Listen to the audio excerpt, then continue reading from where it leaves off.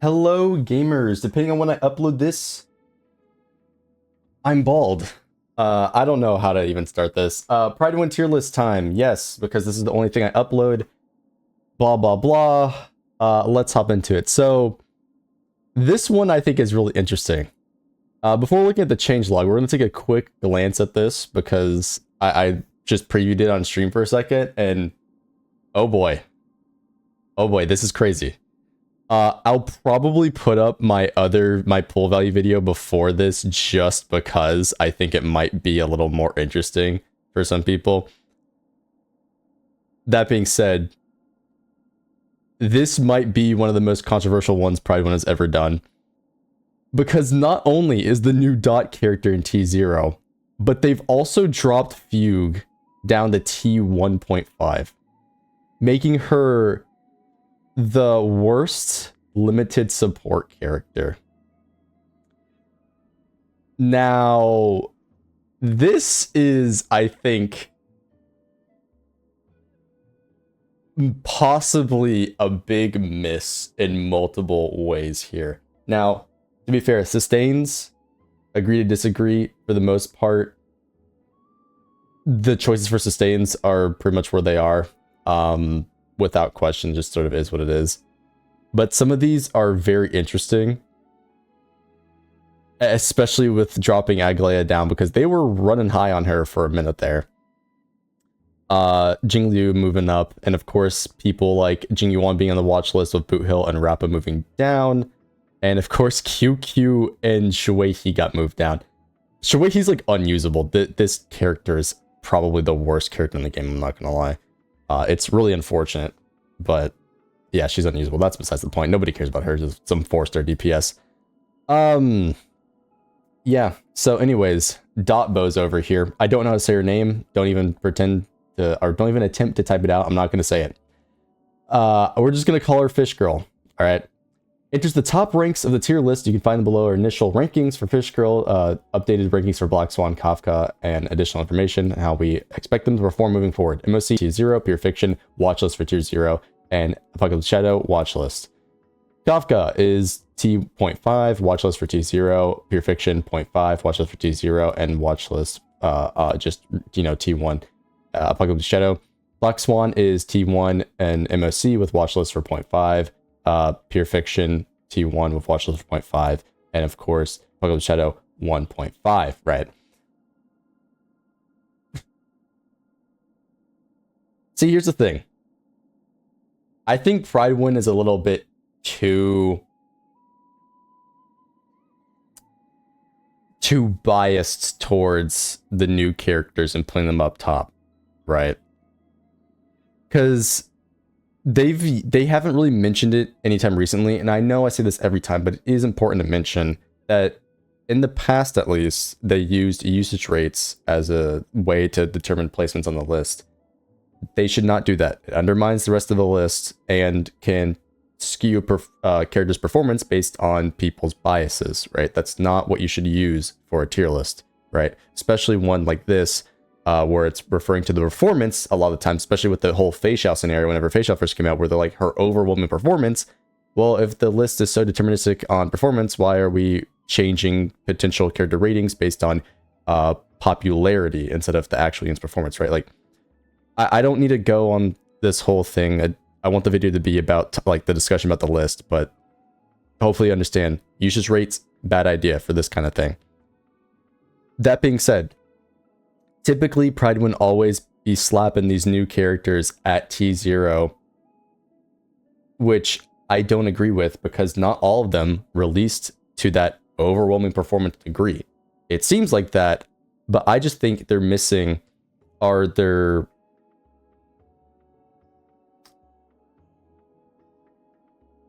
there's not enough context, because it's the nature of the tier list, right? Because of how tier lists are, there's not enough context for a lot of this stuff. But even with that context, I think they are overrating some of these characters, especially on release, right? And then you only see them change positions after the fact, and then they'll get to a more comfortable rating to where at least someone like me, who's more, you know, tuned in on the game would agree with that positioning of the list, right? I'm still going to go over this though, right? Obviously, because again, we're just here to have a discussion about this. I do think it's something interesting to talk about, which is the only reason why I started doing it again. So yes, and it farms views. As usual, when we add new units to the list, we prefer to place them conservatively to avoid having them drop later.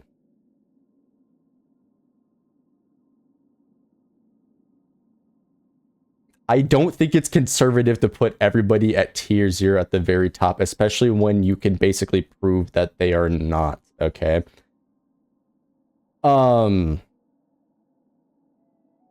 This is maybe because of the stuff they've got the partner tag. But this is DoT we're talking about. We know DoT isn't good. Some people are going to be mad at me saying this. I don't even care. This is overrated as hell. This unit is not performing at the same level as these other characters. And to even get them up and running to this point, you gotta have Kafka with all her stuff. And it's still going to be worse than these other top tiers. It's going to be worse than Midas, it's going to be worse than Saber, it's going to be worse than Final 100%. Worse than Noxa, all these other characters. And we're still putting her in T0 because of the partner tag. Saying that she's this tier with this. Like, you can look at these other characters. And in fact, I am going to actually reference this because I do think it's something worth noting, right? And I know zero cycle potential of characters is not everything. It's just one point of like data we can look at. But it is worth mentioning that Anoxa, for example, is one of the few characters that can actually, at a very low cost... Hold on, I want to make sure I get the screenshot correctly, right? I just want to pull this up. At a very low cost, zero cycle MOC, right? This is what I'm talking about, all right? Right here. Based on a website called Tumu Pi MF, I don't know. Anoxa is currently the only one who can zero cycle clear both sides of MOC solely with one cost equal one limited character, one light counts Eidolon. You can see it right here. Anoxa is one cost on both sides, and you have Archer and Saber being one cost on the one side, and you know, this will expand out more. I could pull up the other screenshot, but you get the point here, right?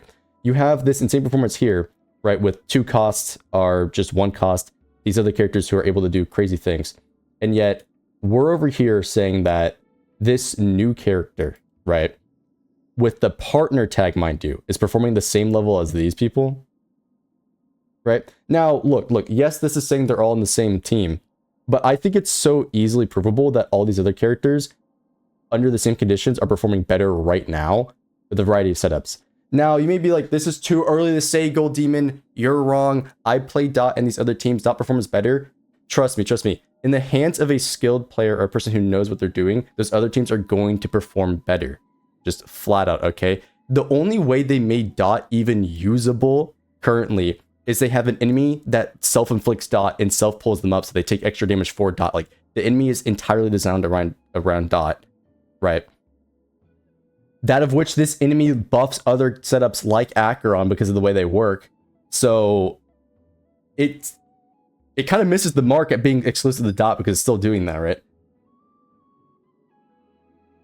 And then they have a buff with MOC where they are receiving basically double the effects from DoT. They're getting extra raw damage. They're getting an extra DoT for them to proc all their abilities and do more damage, right? Just to have mid-level performance. I'm telling you, you run into these other characters, they will completely destroy MOC with low cost, super easily, not that good builds. And DoT, you have to do all this for mediocre performance, right? I don't see a world where this character is better than other characters in this tier. Now, I've always bashed on Aglia, but you're really trying to tell me that this new DoT character is as good as these other people, when we already have these characters who at low cost destroy everything, and yet her with her best setup is supposedly on par with Anoxa on a lower tier setup. Like, you know what I'm saying? What I'm saying doesn't make any sense the way I explained it there, but Anoxa, without any of these limited characters, is zero cycling, doing all this crazy stuff. And this DoT character on her full best team is on par with him. He has a lower cost team. He is doing this insane stuff with barely anything. and yet we're putting him on par with her on her best team. What if you put him on his best team? Right? What's the gap there? Like, he's going to be performing way better than her at that point. Why is she in the same tier? Like, it doesn't make any sense to me. There's all this data, all these different setups, and quite literally, you take these really strong characters and compare them one-to-one, like if we do all their best teams. Is DoT really performing better? I don't think so. Now again, I could be wrong.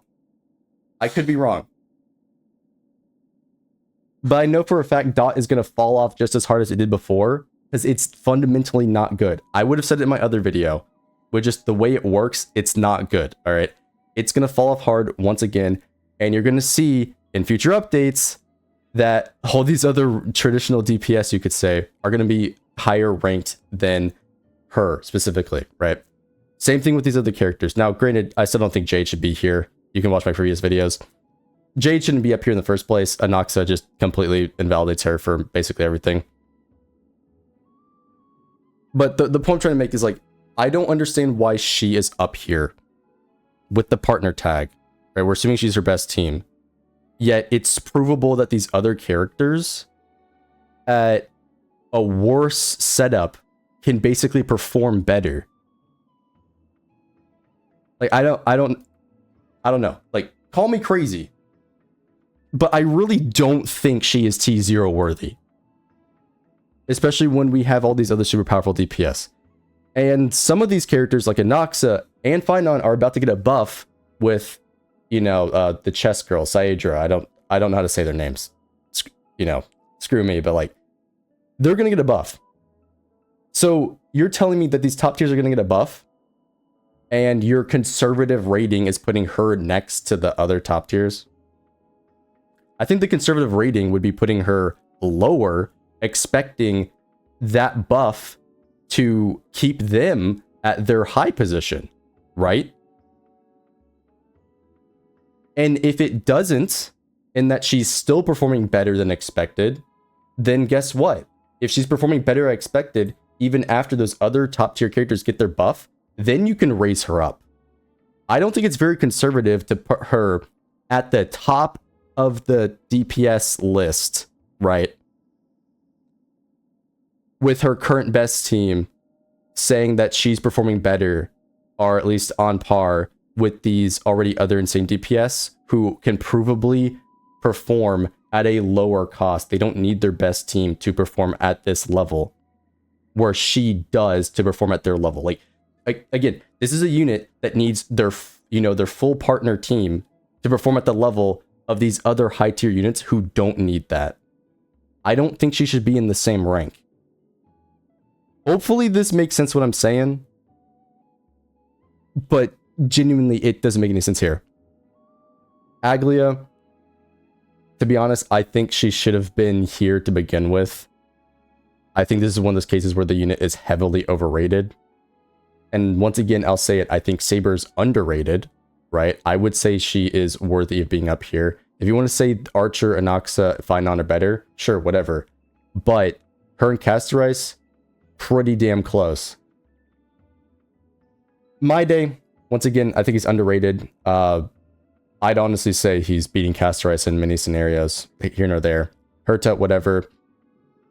Acheron, again, as I said previously, she has the worst free-to-play options of all time. You could even drop her lower without her light cone. With her light cone, though, move her up, right? Jingliu, Blade, this is where they should be. These units rely heavily on Hyacinth. Now, I'm surprised they don't put Hyacinth here. Maybe it's the way they sort their list, but both of them rely heavily on Hyacinth, and plus Hyacinth's light cone to give them extra stacks and to generate, you know, or boost their HP and generate extra follow-ups for, you know, Blade specifically, right? So there's that. Boot Hill and Jingyuan. Boot Hill does feel a little worse to me personally, having used him more recently. Hard to really say whether he should go up or down. You could argue lower, though, just because, you know, power creep. pretty much, right? Jing Yuan, actually, I'm not gonna lie, I was able to cook with him in this current MSC. He's still not really good though. I'd leave him where he is at.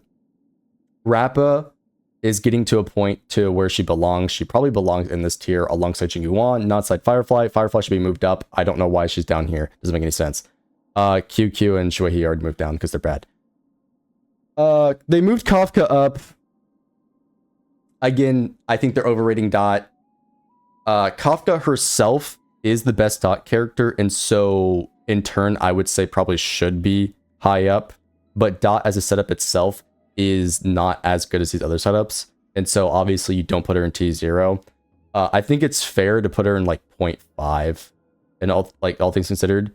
But as I said with the other girl, I don't think she should be in T0, and Kafka and Black Swan, sorry, definitely shouldn't be in T.5. Like Kafka shouldn't be up there. Kafka being here, or sorry, I'm mixing their names up. Sorry, Black Swan is what I meant to say.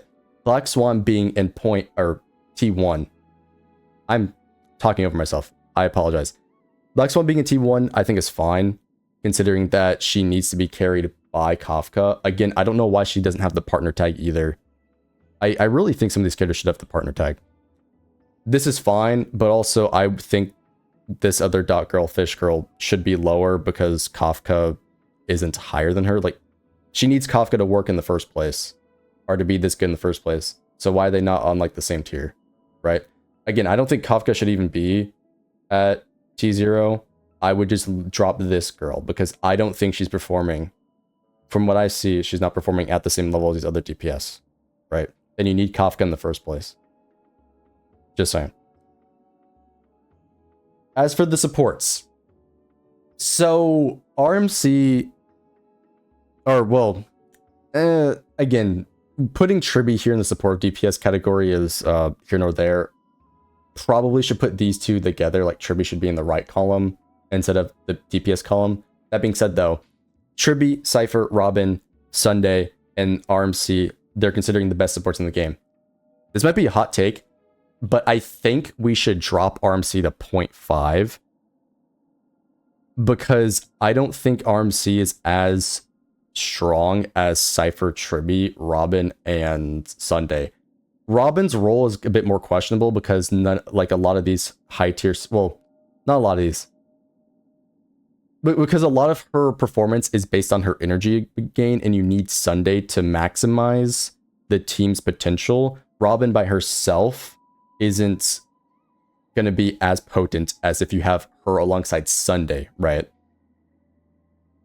So I understand putting her here. I'd agree. But like she does rely a lot on Sunday with this SP gen for a lot of these DPS, right? Like you're using him with Sunday on a Noxus team. Some people use him with Finance team. You're going to use her in you're going to use Robin in the DoT team. You're using Robin Aglia's team, Saber's team, some Herta teams, right? But a lot of these teams are also SP inefficient. And that's why you need a character like Sunday on the team to run them at their max potential, right? Now, again, they're considering without Lycone here. So you could even honestly, without Lycone, drop Sunday a tier, right? Just saying. Same thing with Robin, but like, that's really here nor there. They are the best supports in the game. I just think RMC should be dropped. This one I do think is interesting. I don't know why they increased Bronya, which is why we're going to go back to the changelog. We're going to read it. I really don't know why Bronya got increased, but coming back up here. Because I kind of jumped to the DoT character because I was just, I don't know. I think it's a bit crazy. Where I was. We prefer to place them conservatively to avoid having to drop them later after players have already pulled them. We would much rather raise them once we have data and have proven themselves. Fish Girl and the older DoT characters are no exception to this. Across all three modes, DoT has given favorable encounters and buffs to work with at the time of release. This is the key one. Buffs to work with at the time of release. Across the game, it's a bunch of DoT buffs. Without those buffs, they're going to perform drastically worse. As to where characters like Acheron can still completely destroy Pure Fiction, without these buffs. Just saying. Something that isn't uncommon but certainly allows them to perform above their average performance may be in the future. For that reason, we've assigned watch lists where appropriate to the intent to raise DoT as a whole when we have more information. It should not go up. I don't know why you would raise it. Again, it's easily provable these other setups are stronger even when DoT is being shilled. Example, Acheron. Acheron can completely destroy the new content. Even the new enemy that self-action advances themselves for the sake of DoT can benefit Acheron. And pretty much everybody else, because guess what? You get hit, you get energy, everybody else gets boosted. Great for Aventurine follow-up setups. Great for Robin, because she gets extra energy. Great for Sustainless. DoT's just not in a good position for this kind of stuff, and even this enemy that's designed entirely around DoT, other characters can abuse just as well. So I mean, like, I don't... They really want to raise DoT up, but like, are we really going to say it's performing that much better than everybody else when you can easily prove that these other characters at a lower cost can clear the content better? I really just don't think it should be that high up in the first place. With the above, I want to keep in mind and specifically call out each of their Apocalypse Shadows rankings. DoT has always struggled in Apocalypse Shadow due to the mostly low toughness damage. Outside the post-buff Kafka's ability, launch frequent follow-up attacks. Fish Girl does not change this fact, but does introduce a whole lot more damage. Based on this, with the favorable buffs in our testing, we expect DoT to do well initially, but are ranking them on the low end for the mode, as we don't expect this performance to last in future phases, with less favorable buffs. If DoT continues to perform outside of heavily shield content, we'll reevaluate the rating at this time. That I agree with. But as I said, I don't think it's as strong as they're saying off rip on these other modes. We will look at the APOC and Pure Fiction in a second, but we got to go through this here. I'm surprised they didn't put Kafka in the support role. She is. We're talking about Frankie. She's in the support DPS. This is support DPS.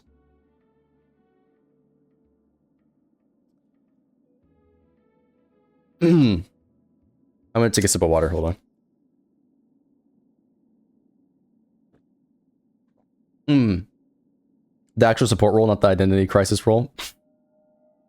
Okay, I do agree with that. But she is more so a... Well, she is more of a support now, huh? Listen, they consolidated their list for Zenless, and so, like, you can make an argument here, but there's just so many characters in Star Rail, it gets messy, especially with how niche they are. Again, refer to my other video. Star Rail is just in a weird position. With the release of Fish Girl, the continual domination brought by Finon and the overall high bar of T0 and MOC currently, Aglia isn't currently measuring up and is much closer to the power in the characters currently ranked in T.5.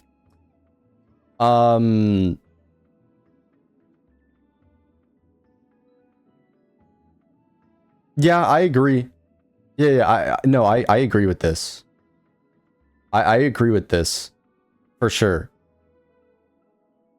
But like, on the basis that Castor Ice and Fish Girl get dropped down and we move Saber and My Day up.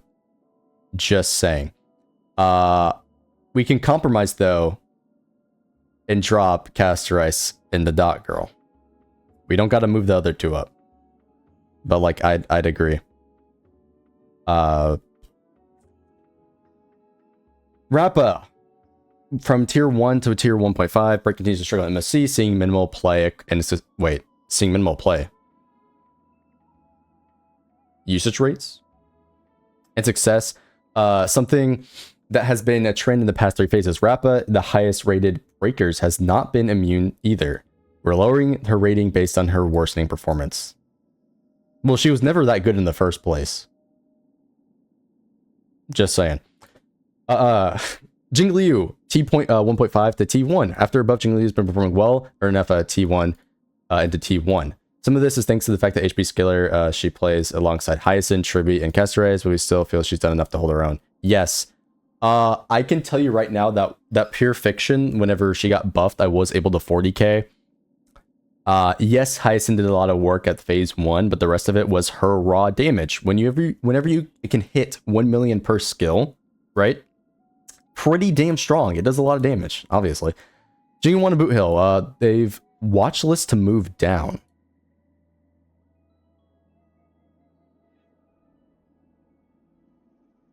Boot Hill, I get. But we're really seeing Boot Hill's the same tier of power as Himiko. Now, Jingyuan's debatable as fuck for, like, everything. Again, I was able to cook using free-to-play setups, like... It was, what, a fork? Well, I cheated because I was lazy and I didn't want to keep resetting. But you could do it with Gallagher. You can do, like, a 4-cost, and 5-cycle with him. Unlike mediocre builds, because that's what I did. So, like, honestly, he was doing pretty decent this MOC. Because I whipped him out on, like, a shitty build and whatnot. But currently, they're on the same tier as Firefly. I really don't agree with this. Like, we gotta at least move Firefly up, bro. Like, I don't know about that one, chat. I mean... Yunli, I would say, is probably better than Firefly, sure. But are we really saying Break is that bad? I don't know.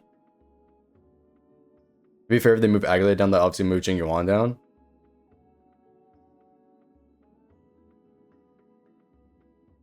I mean, I guess. By the way, even that 4-cost team, Acheron with a 2-cost team was able to clear faster. Yeah. I dumped my Acheron to like free-to-play levels just to see what would happen, and she still performed better than most other characters, which is funny, but, you know.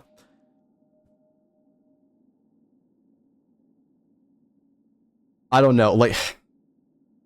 This is sort of the problem when you've got this many characters. It's hard to really accurately analyze all of them across each other, because the time investment that is required to put into each of them individually and then compare across from each other.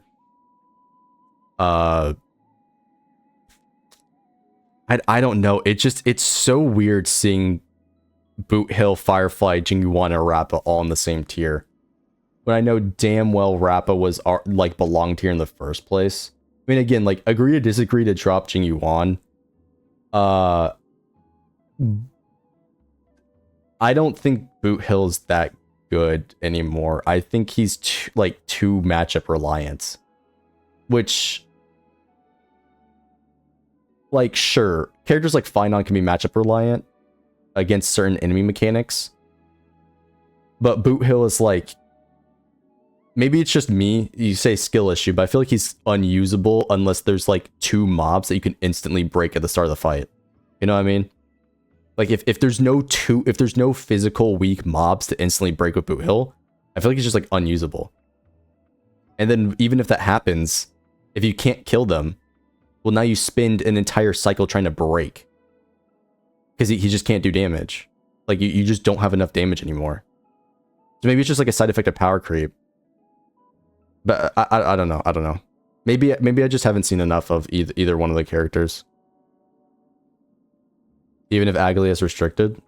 They use the same team, though, so I mean, like, I don't know. All the break characters deserve to be together? I really just think Firefly is better than the other 2.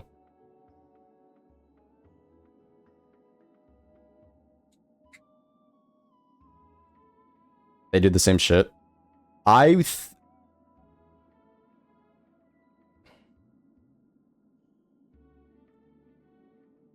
mean, I guess. I don't know.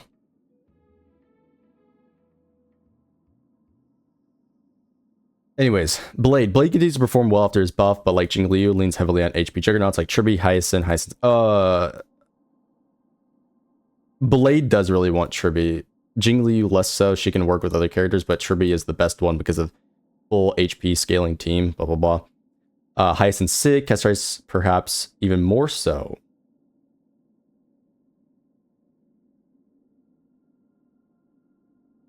Oh, they're saying Castrice doesn't want them as much. I can disagree with that. Castrice really needs Tribby to make use of the 4-star in Luocha, or I should say Gallagher and Luocha, to be fair. Or you just run Hyacinth with, like, Run May or something. So, I mean, like, I don't know.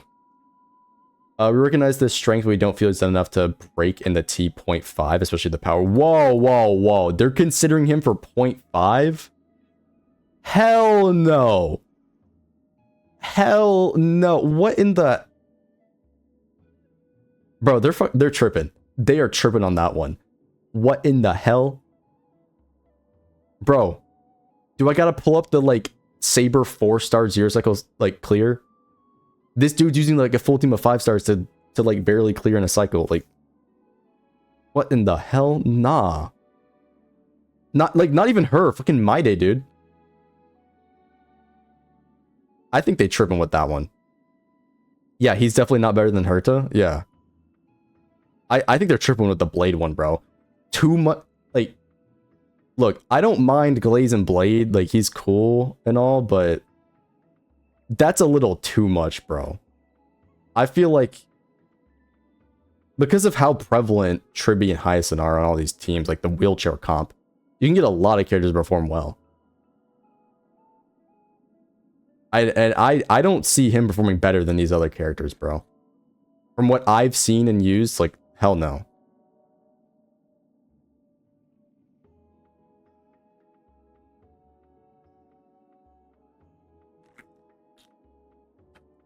Especially with the power pushing ever higher each patch.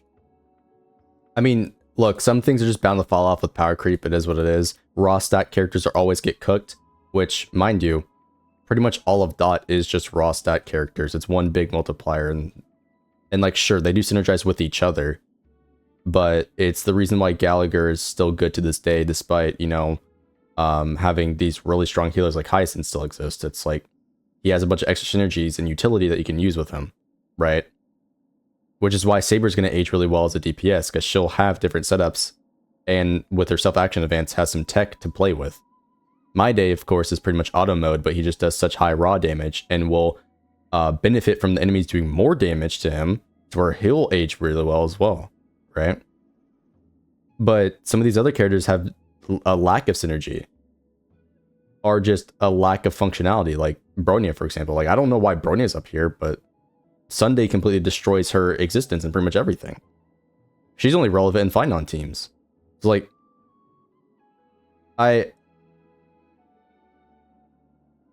don't know. It's like Jingliu and Blade both have the same potential to fall off again, because they are just, like, pretty much raw stats with less synergy. I mean, Blade does have synergy with, like, Castorise, so that will give him some, like, more value in his life, but, like, I don't know.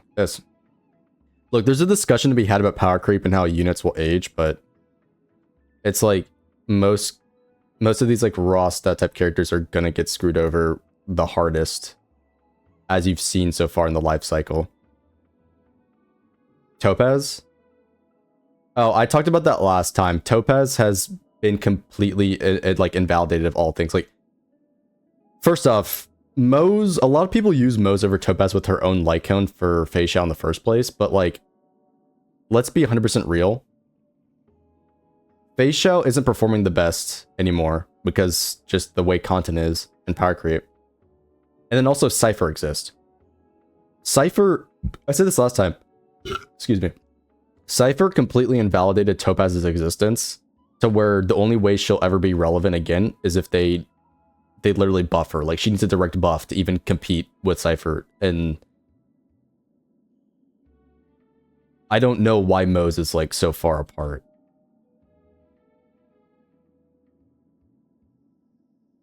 Like, Cypher just completely shit on everybody for the position. It's the whole reason Fei Xiao's performing this good in the first place.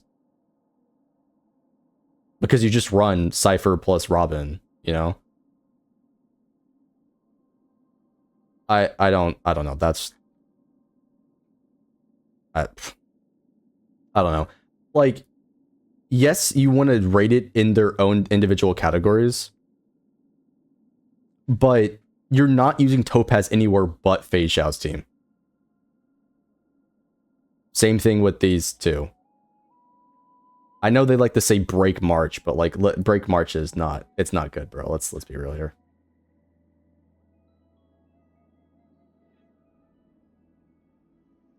What do you mean the say? I'm gonna. Why do you keep trying to rage bait me, bro? Stop that. The Finon effect. Crazy work. Finon is absolutely dominating MSC right now, and his presence on characters and average scores has been drastic. Most characters who are part of this common teams are experiencing a resurgence in relevancy in the meta. Yes. Only on his team. We're updating the rankings of some of those affected by everyone's favorite meteor dispenser. Sparkle, while only situational pick for Finon, benefits from Archer's release as well, allowing her to gain ground in this update too. This reads like a Marvel Rivals patch log. Bronya T, I don't know why we're moving Bronya up though. Like, okay, so you've seen that, and then they're saying Super Break is dropping, so we're gonna drop Fugue. Look, I think Fugue should have come out stronger, but we're really saying, wait, when did Xiao Cho? Wait, what?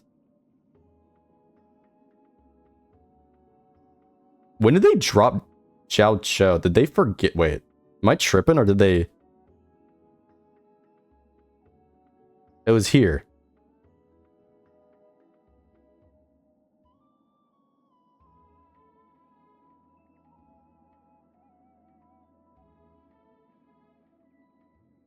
I guess I didn't. I must have skipped over one time of doing this. I might have skipped one of these updates, I'm not gonna lie. Or I just completely forgot about that. Anyways, sorry. I was gonna say, like, we're really saying that Fugue is worse than all these other amplifiers and that Bronya is up here. I mean, look, we can debate Sparkle, but we're really saying Bronya is better than, like, these people in terms of, like, meta relevance too. Like, I don't... This is just crazy seeing Fugue down here. I mean, again, Xiao Cho is debatably here. Probably should have always been here, to be fair. Well, I know Past Me has put him up here, but like with more characters coming out, and since they released characters like Cypher and Triby, obviously he'd have to drop because of these two specifically, right?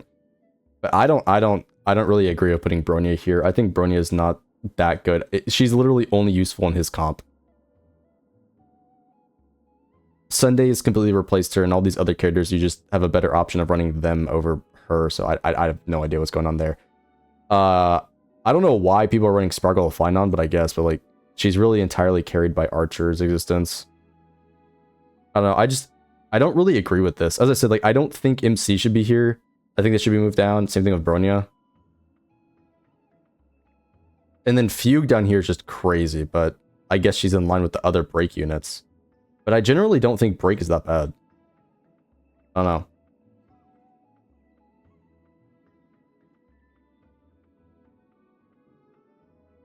They'll probably move Bronya down whenever Sayedra comes out. That is true.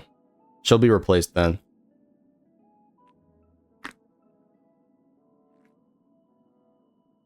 It's crazy. Is it the last of the changelog? Oh. Pure Fiction. My days on the watch list to move up inside of Pure Fiction, kind of like Blade. Okay. Triby and Casterize are helping him go along. Yep. Cypher has been moved up over multiple phases. She's consistently major buffs in Pure Fiction, improving press in multiple teams. Finon effect in Pure Fiction, moving up all those people. Okay. All right, chat, what are your thoughts? Because I think this one's going to be pretty controversial. As I've already yapped off about, I don't think she deserves to be in this position based on her performance. That's just a TLDR there. Some of these other characters, well, there's a lot of positions I disagree with, but I think I covered it mostly. Let's look at Pure Fiction. In Pure Fiction, where it's mob clearing, this is actually fair. These people should be this high because DoT is really good at... If you can permanently apply your DoT like she can, it's really good at AoE mob clearing. So this makes sense with these two. A Black Swan, not as much, but her technique can help with that, right?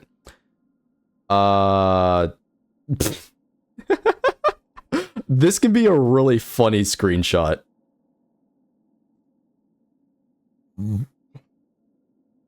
Kafka does so much resin that puts in. This can be a really funny screenshot for pure fiction. Just Dan Hung, Archer, like this is really funny. Yeah, nobody uses Ost anymore, and then well just fell off, right? These ones make sense. They're pretty good, and then they reset Cypher move up, yeah.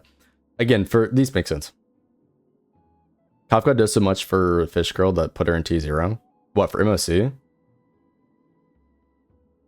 As I said, I think they should really just drop her, and then we can call it even. As for APOC, we did cover this as well. She's in T1, same with her, and then Black Swan's down here. Yeah. Danny boy, he's desperate for some buffs. He's desperate for some buffs, bro. He's not doing too hot. It's not doing too hot. I've seen apparently somebody's like doing, because of the current MOC, the way it's structured, people are doing good with Dr. Ratio because it's like a mostly single target fight. And it's skill damage, and he spams his skill, which I obviously don't expect this to last. But in this current MOC with this buff against, you know, these fights, which are mostly single target, apparently Ratio can like actually like put in some work, you know? And these two enemies are imaginary weak as well. So like, that's cool. Doesn't mean he should be moved up though. Just thought I mentioned that. Yeah. Yeah, so we'll wrap that up. Tell me your thoughts down below in the comment section. I know it came off a bit hot at the beginning of this, but genuinely, I just want to know what people think of this new tier list, the changes and all that stuff. Have the conversation about it down below so we can build shared knowledge about the game. I just heavily disagree with a lot of these picks, or a lot of these positions, primarily the DoT girl, Mo's T0. Primarily the Fish girl here. Because I don't see a performance from what I've seen as high as these other people, especially given at a lower level, which what Prydwen often does for their list here, right? All S0.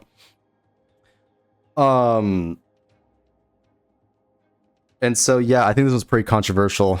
As I've already covered, I'll just wrap everything up here.